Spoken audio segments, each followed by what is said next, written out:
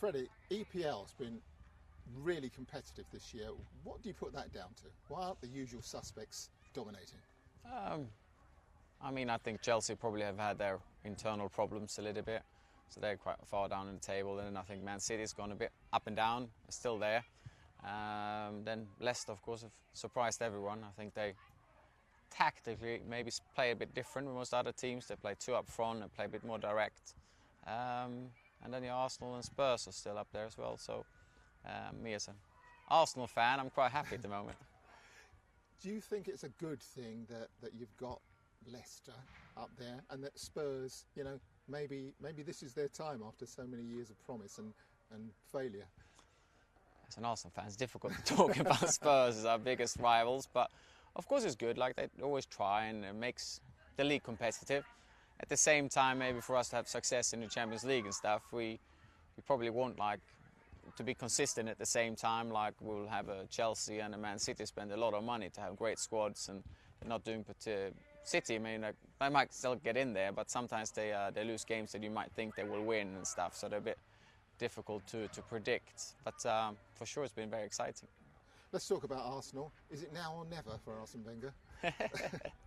No, I personally think we had a great team and won things, and then they started building the stadium, and the economics didn't go that they could maybe get the players they wanted. And I think like 2-3 years ago they started again, and I think now we have a competitive squad, and I think they're going to keep on doing what they've done the last couple of years. So the team, I think, in my opinion, is just going to get better and better. Do you think attitude has been a problem with Arsenal under Wenger? It's like fourth place being a trophy. Where does that come from? No, that's what I don't think people really understand. Like, Arsenal was for 10 years period or something under a lot of financial pressure when they built the new stadium, because they paid off a lot of money on it, and then they couldn't put maybe as much money into their playing squad as they wanted to. So what they achieved, or Arsene achieved, I think was amazing. And now I think when we now have the economics again, we're showing that like we want to win everything, and they're pushing for it now again. You mentioned the money there. There's multi-billions coming into the Premier League as of next season. What impact do you think that's going to have? You can see now, I think, like some of the teams that in January like was in the bottom table, they might bought a bit more than they would have done other years, because it's such a big money thing if you stay into the Premiership or in this Premiership. But if you look at the top, yeah, they probably could attract more players, and you know, but in the end, it's just going to be like probably salary's going to go up and the price is going to go up. So yeah, we'll see what happens. But hopefully more talent will come in.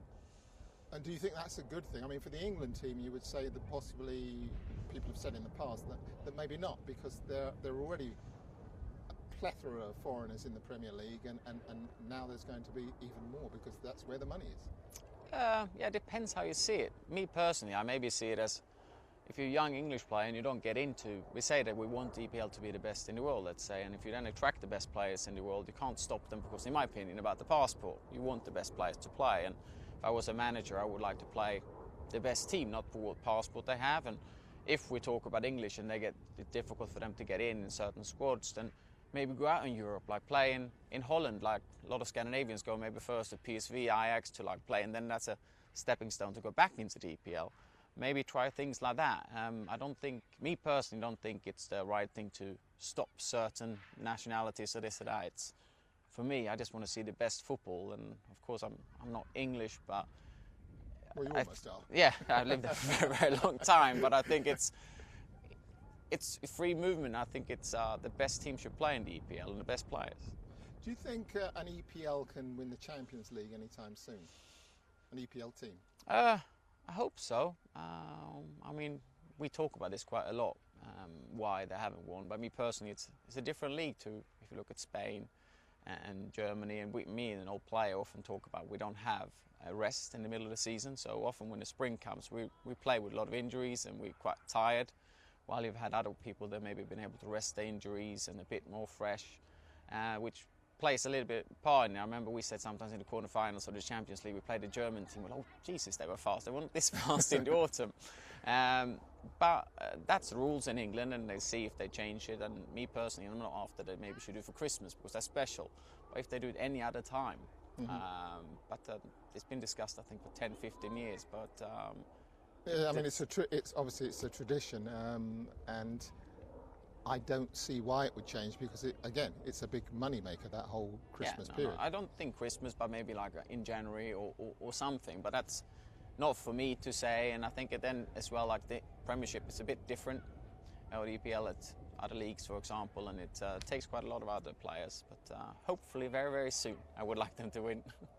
How big do you think the gap is between the world's elite, which I'm talking about Barcelona, I'm talking about Real Madrid and possibly Bayern Munich, and the best that the Premier League's got to offer? No, it's not. It's not particularly big, in my opinion. If you look at the best sides, it shouldn't be that big. If you go, for example, if you look at Barcelona, it's quite hard to go to Barcelona because their field is so big. So if you get a result down there, it's really hard to play. It's just the size of the field. No, they're an amazing team, but the way they play football, if you look at any stats at the new camp, like they have 70% of the ball. So any team that goes down is difficult. But they're a great side, like they play amazing football. But I'm just saying, if you ask any ex-players, the most difficult place to go is probably the new camp because it's so different from every other field and how they play football, which is amazing. But that's what I'm saying. I hope that the EPLs will get closer to that because I think we should, sorry to say, but with the money that's spent and all that on their squads, we should be able to compete. Let's talk about the European Championship. Sweden are there. How do you like your chances? We'll have to wait and see. Sorry. Sorry, don't ask any questions about Ibra. All right. No, so let me do that question. Well, Yeah, just out of interest, what, you don't want to answer any questions about Ibra, is that what you said? Sorry? Probably if we stick it to Sweden, we should stick to the Sweden squad as opposed to individual. All right. players. It's hard to mention Sweden without mentioning Ibra, though, isn't it?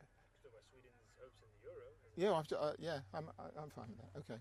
No, I'm not trying to stitch you up or anything. No, I at all. It's not you. It's I mean, more like the Swedish press. Every time there's any one of them two that mentions the other's name, it's just big headlines All right, in Sweden. okay. So we're trying to avoid that. all right. No, I don't have an agenda. I'm just doing this off the top of my head. No, you know. of course. That's exactly what I like to do. Okay. Sweden, Yeah. European Championship. How do you like their chances? Hopefully we can surprise and have a good result. I mean, we had to go through the playoffs to get there.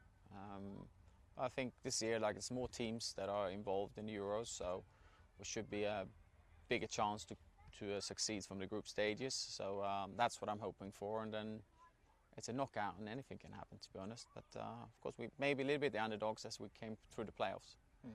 What is that like for a country like Sweden that goes into these big championships when they qualify with no real expectation of winning? Because you are all you're out there on the field, all of you, doesn't matter what nationality you are, you're all winners. But you're going into a competition that, you know, barring a miracle, you can't win.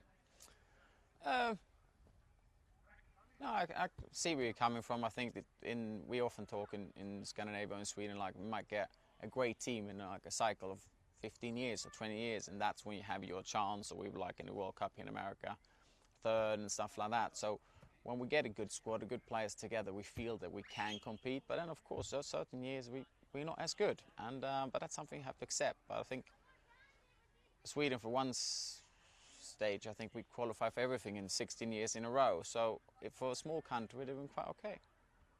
Okay. Excuse me. Okay, if not Sweden, then who? The title. That'd be hard. I'd probably say, like, I think Germany have a great squad, so I'd probably go with Germany. Thank you very much. No, thank Stay you. there. Can you do? One last thing. Is there a way you can say hi, my name is, and you're watching Bein Sports quickly? I'm nice. Thank you so much, honestly. Yeah. Tell me when you're ready and stuff. All right, I'm ready in 3, 2, 1. Hi, my name is FREDDIE LJUNGBERG, and you're watching Bein Sport. All right, let's do one another take. In, give me just a second. I can close up the camera and have a shot. Are we able? Go on. Are we able to give it some cutaways of his hand? Are you in touch with any of the? Oh, Tony Adams. He was Tony Adams. You know. Hi, it's FREDDIE LJUNGBERG, and you're watching Bein Sport. Thank you so much, Frank. Yeah, Tony's been over there, and he's just had some. He had some heart problems. Some heart problems. Yeah. And yeah.